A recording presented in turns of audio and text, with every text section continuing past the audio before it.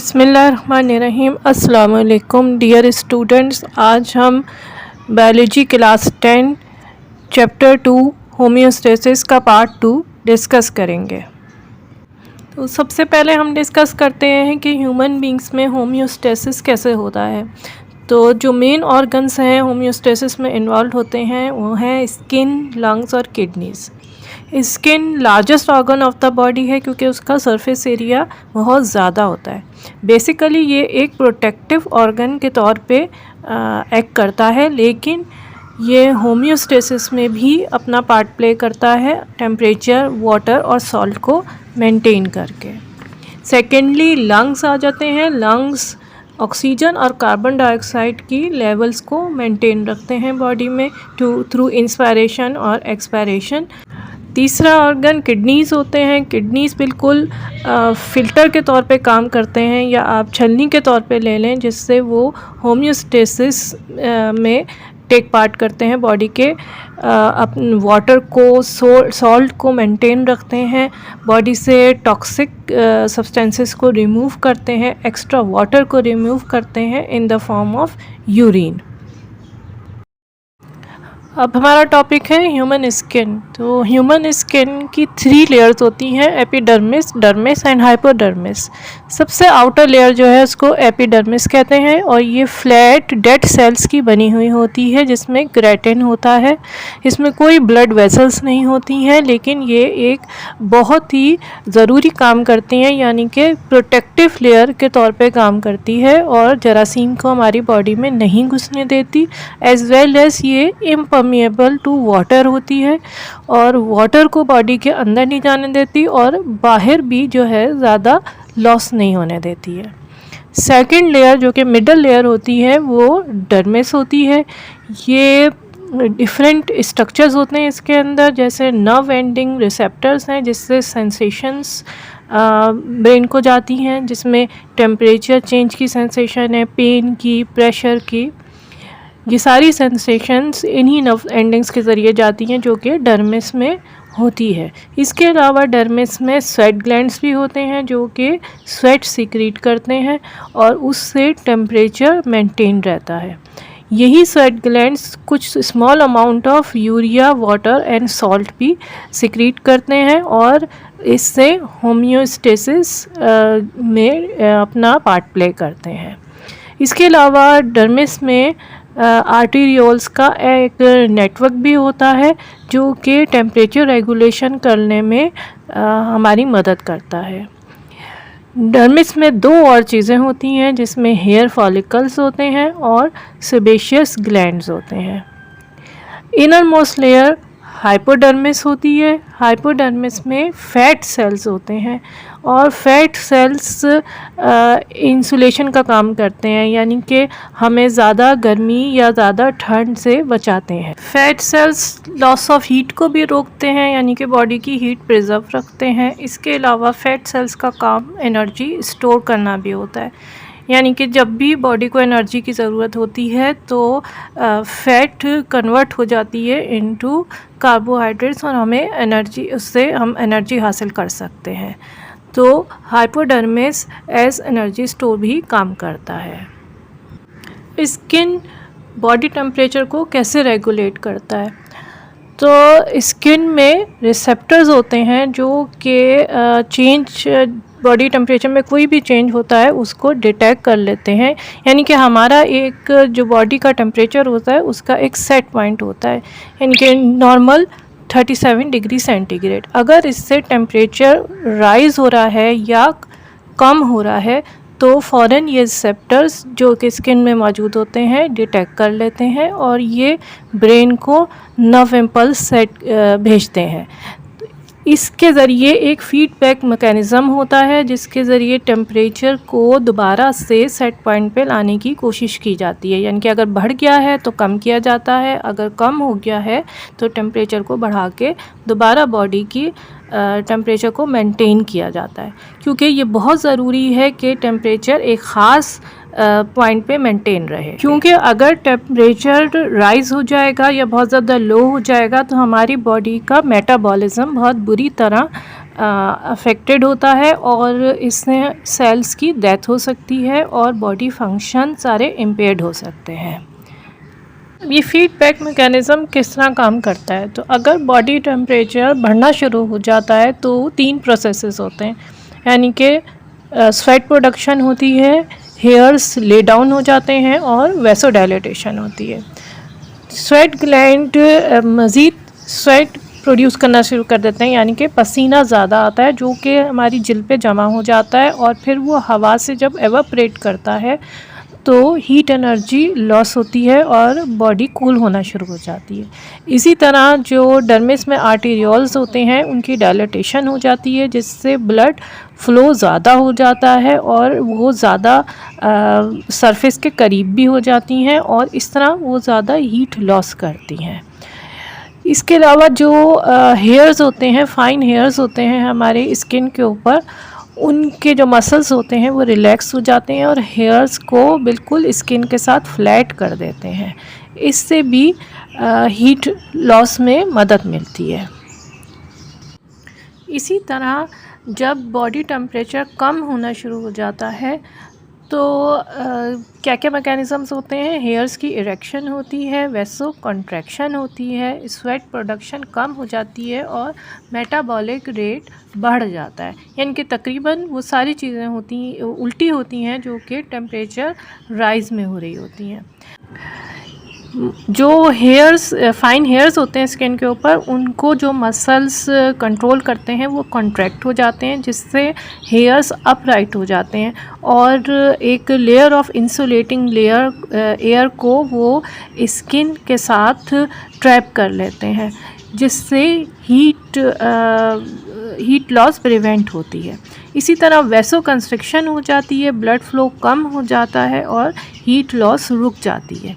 यही हालात होते हैं कि स्वेट भी कम प्रोड्यूस होता है, तो इस तरह एनर्जी लॉस या हीट लॉस कम हो जाती है।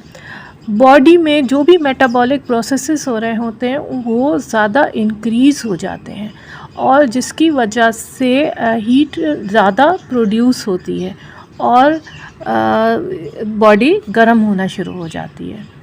इसी को हम इस डायग्राम से भी एक्सप्लेन कर सकते हैं जो हमारे बुक में दिया हुआ है कि किस तरह हीट लॉस करके और हीट रिटेन करके बॉडी के टेम्परेचर को मेंटेन किया जाता है।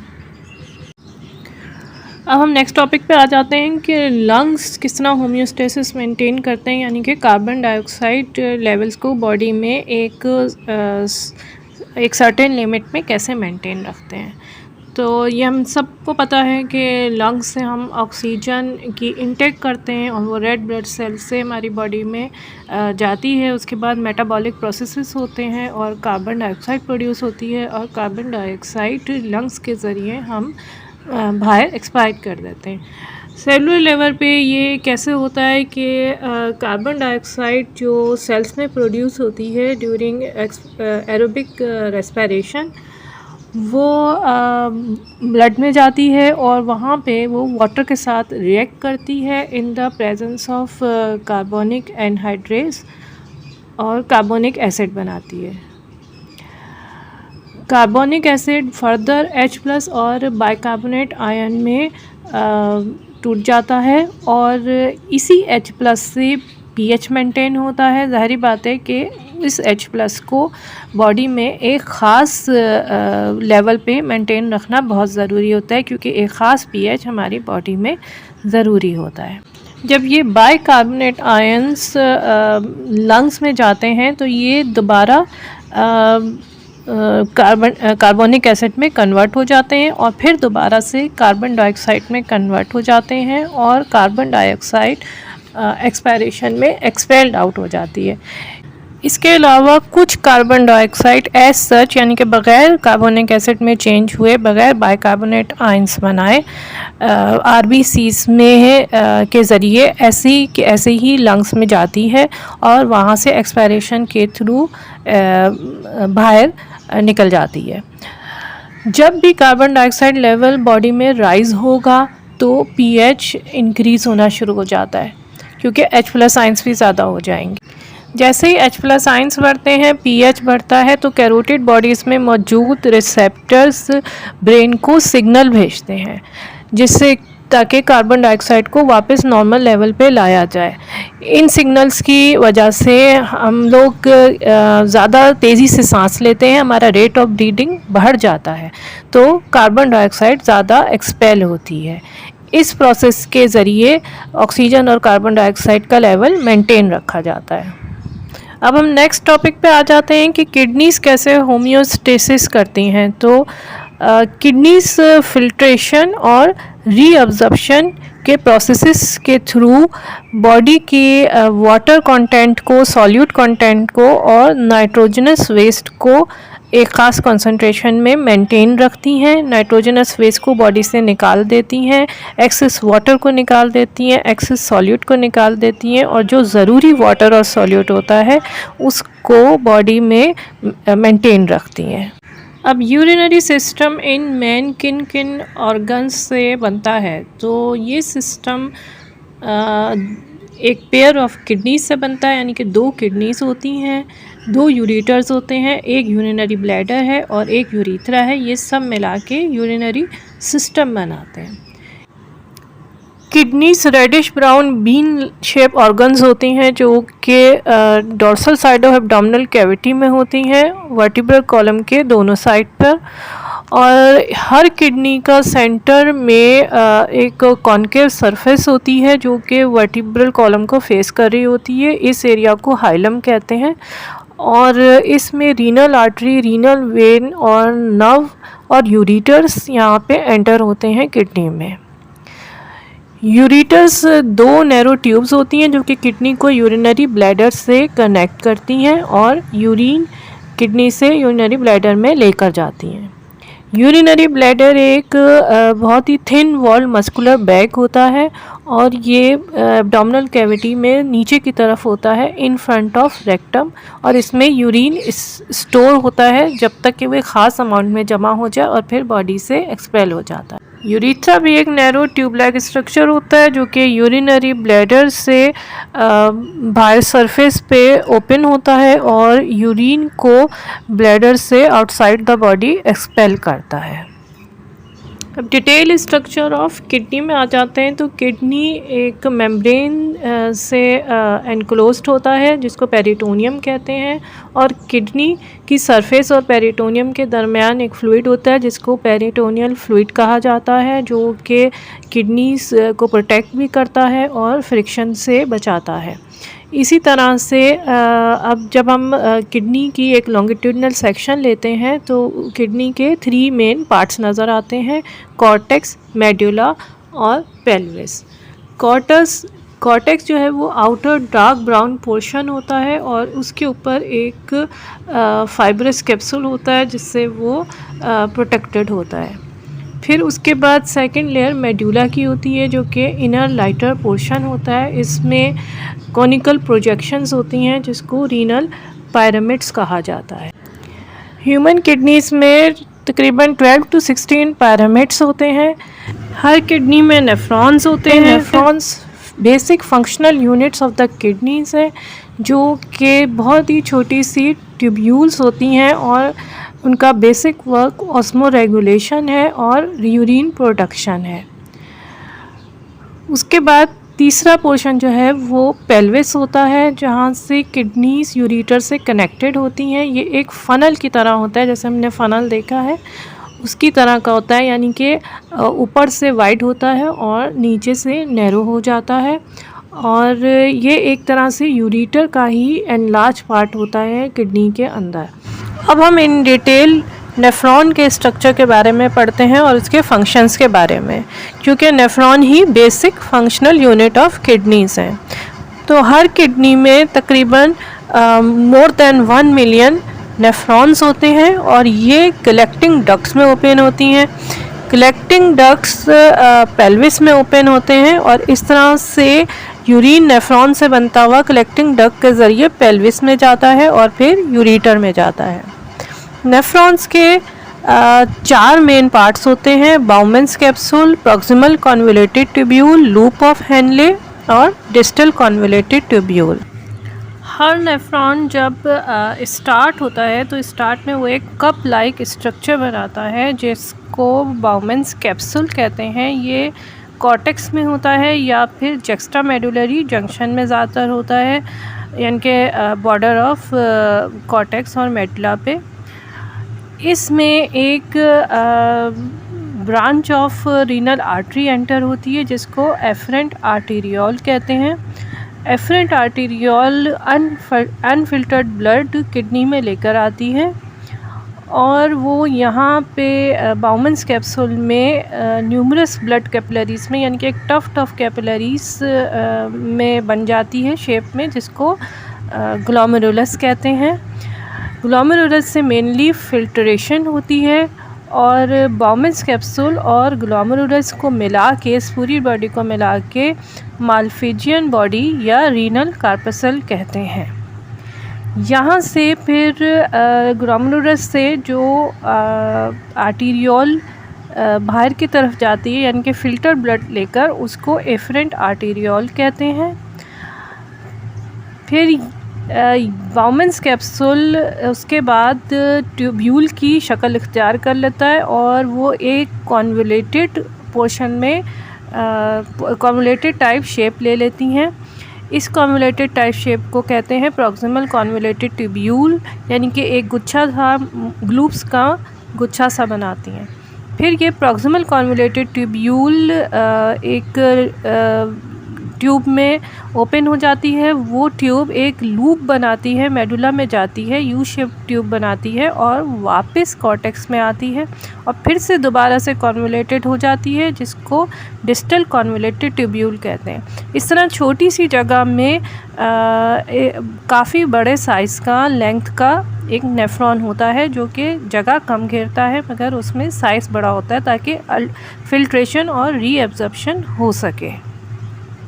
डिस्टल कॉन्वोल्यूटेड ट्यूब्यूल फिर कलेक्टिंग डक्ट में ओपन हो जाती है और कलेक्टिंग डक्ट रीनल पेल्विस में। इसके अलावा blood capillaries proximal convoluted tubule, distal convoluted tubule और लूप ऑफ हेनले को भी सराउंड करती हैं। लूप ऑफ हेनले को जो कैपिलरीज सराउंड करती हैं वो यूनाइट करके वेन्यूल बना लेती हैं और फिर ये रीनल वेन में चली जाती हैं। अब हमने यहाँ तक इस डिटेल में स्ट्रक्चर ऑफ किडनी, नेफ्रॉन और फंक्शन ऑफ नेफ्रॉन पढ़ लिया है। अब हम पढ़ते हैं कि यूरिन फॉर्मेशन कैसे होता है। सबसे पहले तो यूरिया फॉर्मेशन कैसे होती है, तो लिवर सेल्स में जहाँ पे कार्बोहाइड्रेट्स ब्रेकअप होते हैं, वहाँ पे जब प्रोटीन्स ब्रेकअप होती हैं तो प्रोटीन्स को उनकी ब्रेकडाउन से अमोनिया क्रिएट होता है। Ammonia toxic to the cells होता है, इसलिए ज़्यादातर अमोनिया यूरिया में कन्वर्ट हो जाता है और ये यूरिया फिर किडनीज़ के ज़रिए एक्सक्रीट होता है और इसके अलावा स्मॉल अमाउंट में स्वेट के ज़रिए भी एक्सक्रीट होता है। यूरिन फॉर्मेशन दो मेन प्रोसेसेस के तहत होती है, फिल्ट्रेशन और रीअब्जॉर्प्शन।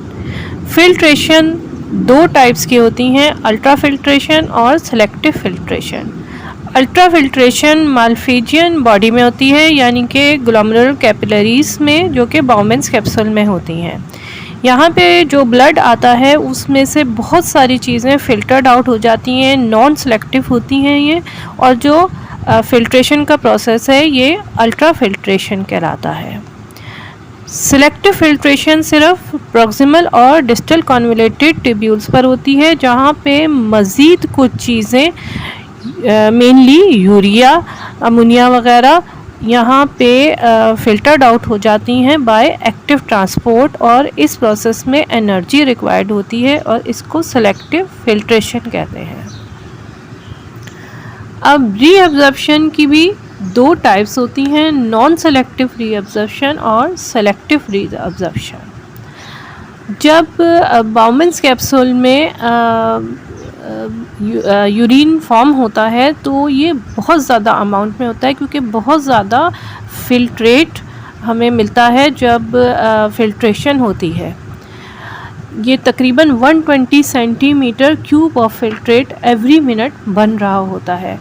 अगर इस फिल्ट्रेट को एज सच कलेक्टिंग डक्ट में पास हो जाए और पेल्विस में चला जाए तो बहुत जल्दी बॉडी डिहाइड्रेट हो जाती है, हमें पानी की कमी हो जाती है, जिससे डेथ भी हो सकती है। अब इस ह्यूज अमाउंट में वाटर और सॉल्यूट के लॉस को रोकने के लिए रीअब्जॉर्प्शन का प्रोसेस होता है। अब प्रॉक्सिमल कॉन्वोल्यूटेड ट्यूब्यूल पे बहुत सारे मिनरल सॉल्ट्स, अमाइनो एसिड्स और ग्लूकोज रीअब्जॉर्ब हो जाते हैं। इसी तरह डिस्टल कॉन्वोल्यूटेड ट्यूब्यूल पे कुछ वाटर और मिनरल सॉल्ट्स रीअब्जॉर्ब होती हैं। फिर लूप ऑफ हेनले पे भी कुछ वाटर रीअब्जॉर्ब होता है। कलेक्टिंग डक्ट पे भी कुछ वाटर रीअब्जॉर्ब हो जाता है और बाकी वाटर सॉल्यूट्स और जो भी वेस्ट प्रोडक्ट्स थे वो कलेक्टिंग डक्ट से रीनल पेल्विस में चले जाते हैं और ये यूरिन बनने का प्रोसेस कंप्लीट हो जाता है। यहाँ से यूरिन फिर कैरिड आउट हो जाता है through ureter to urinary bladder और फिर पास आउट हो जाता है of the body through urethra. Kidneys क्या रोल प्ले करती हैं ऑस्मो रेगुलेशन में? तो ऑस्मो रेगुलेशन, जैसा कि हमने पढ़ा था कि वाटर और salt content of the body को एक ख़ास अमाउंट में मेंटेन रखना ऑस्मो रेगुलेशन होता है। ये बहुत ज़रूरी है कि हमारे बॉडी का वाटर और सॉल्यूट कंटेंट एक ख़ास अमाउंट में रहे, क्योंकि अगर वाटर बहुत ज़्यादा हो जाएगा बॉडी में तो डाइल्यूट वाटर ब्लड सेल्स में एंटर होगा, ब्लड सेल्स बर्स्ट हो जाएंगे स्वेल होके। जबकि अगर बहुत ज़्यादा वाटर एक्सक्रीट हो जाएगा बॉडी से तो प्लाज्मा बहुत थिक हो जाएगा, ब्लड थिक हो जाएगा और सेल्स से वाटर बाहर मूव करना शुरू हो जाएगा, जिसकी वजह से सेल्स डिहाइड्रेटेड हो जाएंगे, श्रिंक हो जाएंगे और उनका नॉर्मल काम करना रुक जाएगा। अब ये ऑस्मो रेगुलेशन कैसे होती है? ये अगर बहुत ज़्यादा वाटर लॉस हो जाएगा बॉडी से ड्यू टू स्वेटिंग या डायरिया वगैरह की वजह से, तो ब्रेन को सिग्नल जाता है, pituitary gland anti diuretic hormone release करता है। ये जिसका एंटी डाययूरेसिस का मतलब जो डायूरेसिस या बहुत ज़्यादा यूरिन बनना रोकता है। तो anti diuretic hormone collecting duct पे एक्ट करता है और नेफ्रॉन ज़्यादा वाटर रीअब्जॉर्ब कर लेते हैं, जो कि दोबारा ब्लड में चला जाता है और इस तरह यूरिन कॉन्सेंट्रेटेड फॉर्म होता है, लेकिन ब्लड में वाटर की अमाउंट नॉर्मल हो जाती है। इसी तरह अगर वाटर इनटेक बहुत ज़्यादा होता है, ब्रेन को सिग्नल जाता है और एंटी डाययूरेटिक हार्मोन की रिलीज़ बहुत कम हो जाती है, जिसकी वजह से रीअब्जॉर्प्शन ऑफ वाटर कम हो जाती है और वाटर ज़्यादा कलेक्टिंग डक्ट में पास होता है और डाइल्यूट यूरिन प्रोड्यूस होता है। इस तरह ब्लड में दोबारा से पानी की मिकदार नॉर्मल पे आ जाती है। अब हम आ जाते हैं लास्ट टॉपिक पे, जो कि डिसऑर्डर्स ऑफ किडनीज़ के बारे में है। आपके बुक में सिर्फ 2 डिसऑर्डर्स को एक्सप्लेन किया गया है, किडनी स्टोन्स और किडनी या रीनल फेलियर को। इसके अलावा और डिसऑर्डर्स ऑफ किडनीज़ भी होते हैं, जैसे इन्फेक्शंस, जिसको कि पाइलोनेफ्राइटिस कहा जाता है। सिस्ट होते हैं किडनीज़ में, कॉन्जेनाइटली भी हो सकते हैं, यानी कि पैदाइशी भी, और एक्वायर्ड भी हो सकते हैं, बाद में ज़िंदगी में हो जाते हैं। हाइड्रोनेफ्रोसिस, जिसमें किडनी स्वेल हो जाती हैं, बड़ी हो जाती हैं। इसके अलावा ट्यूमर्स हो सकते हैं, जो कि बेनाइन भी हो सकते हैं और मैलिग्नेंट यानी कि कैंसरस भी हो सकते हैं। रीनल स्टोन्स अमूमन जो है वो कैल्शियम ऑक्सलेट स्टोन्स होते हैं, कैल्शियम कार्बोनेट होते हैं, यूरिक एसिड स्टोन्स हो सकते हैं, सिस्टीन स्टोन्स हो सकते हैं। कैल्शियम ऑक्सलेट और कैल्शियम कार्बोनेट ज़्यादा कॉमन स्टोन्स होते हैं। किडनीज़ में स्टोन फॉर्मेशन कैसे होती है कि जो भी मिनरल डिपॉजिट्स हैं जो क्रिस्टल्स के फॉर्म में किडनी में एक्यूमुलेट हो जाते हैं और फिर जब इनकी तादाद बढ़ जाती है तो वो स्टोन फॉर्मेशन कर लेते हैं। अगर तो स्मॉल क्रिस्टल्स होते हैं ग्रेवल की शक्ल में, यानी कि जैसे रेत होती है, तो ये यूजुअली वाटर की ज़्यादा अमाउंट लेने से यूरिन में पास हो जाते हैं। लेकिन अगर बड़े साइज़ के स्टोन होते हैं तो वो किडनी की डैमेज कर सकते हैं और इसके अलावा ऑब्स्ट्रक्शन कर सकते हैं, इन्फेक्शन कॉज कर सकते हैं और रीनल फेलियर कर सकते हैं और इनको रिमूव करना ज़रूरी होता है।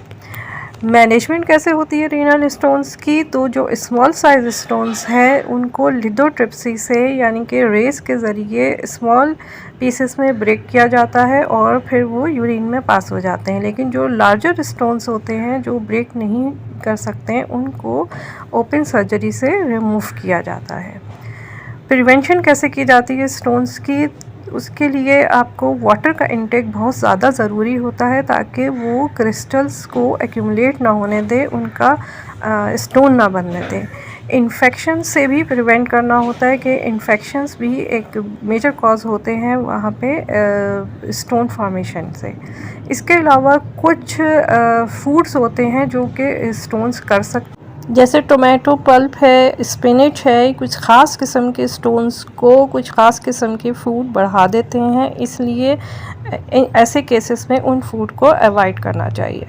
Second disorder renal failure. Renal failure में क्या होता है कि ये हमारे नेफ्रॉन्स सही तरह वर्क नहीं कर पाते, जिसकी वजह से जो इनका फिल्ट्रेशन और रीअब्जॉर्प्शन का प्रोसेस होता है वो सब डिस्टर्ब हो जाता है और बॉडी में यूरिया, एक्सेस वाटर या वेस्ट मटेरियल एक्यूमुलेट होना शुरू हो जाता है या फिर वाटर ज़्यादा लूज़ होना शुरू हो जाता है। वाटर और सॉल्यूट की डिसबैलेंस हो जाती है, इससे डेथ भी हो सकती है। दो तरह के रीनल फेलियर्स होते हैं, एक्यूट रीनल फेलियर होता है, क्रॉनिक रीनल फेलियर होता है। रीनल फेलियर के कॉजेज़ क्या होते हैं? तो रीनल फेलियर डायबिटीज़ की वजह से हो सकता है, अनकंट्रोल्ड डायबिटीज़ है, लॉन्ग टर्म हाइपरटेंशन रह रही है, उससे किडनी के नेफ्रॉन्स डैमेज हो जाते हैं। कुछ मेडिसिन्स ऐसी होती हैं जो किडनी को डैमेज करती हैं और रीनल फेलियर कॉज कर सकती हैं। इसके अलावा सीवियर डायरिया है, डिहाइड्रेशन है, वो भी रीनल फेलियर कर सकता है। इन्फेक्शंस हैं, ऑब्स्ट्रक्शन है, ये सब रीनल फेलियर के कॉजेज़ हैं।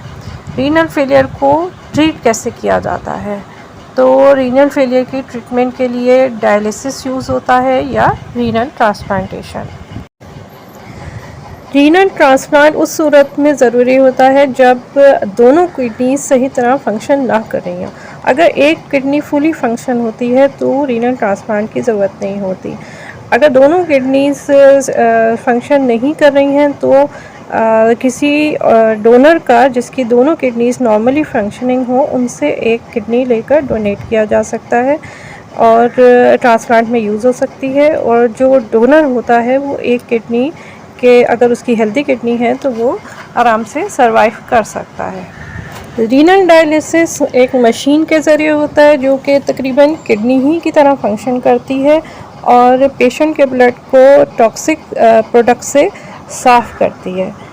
ये 2 to 3 टाइम्स अ वीक किया जाता है और एक सेशन इसका तकरीबन 3 से 5 घंटे का होता है। अब इसमें दो तरह से होता है, पेरिटोनियल डायलिसिस होता है जो कि एब्डोमेन से किया जाता है और हीमोडायलिसिस होता है। इसमें एक आर्टरी और वेन के दरमियान एक फिस्टुला बना दिया जाता है और उसमें से ब्लड पंप होता है, मशीन में जाता है और मशीन में फिल्ट्रेशन होती है जिससे वेस्ट प्रोडक्ट्स रिमूव हो जाते हैं और फिर वापस बॉडी में पंप कर दिया जाता है। इस तरह क्लीन ब्लड बॉडी को मिलता है और ये प्रोसेस जो किडनीज़ के ज़रिए होना होता है वो मशीन के ज़रिए किया जाता है। आज का हमारा टॉपिक यहाँ पे ख़त्म होता है। उम्मीद है आपको समझ आया होगा। अल्लाह हाफ़िज़।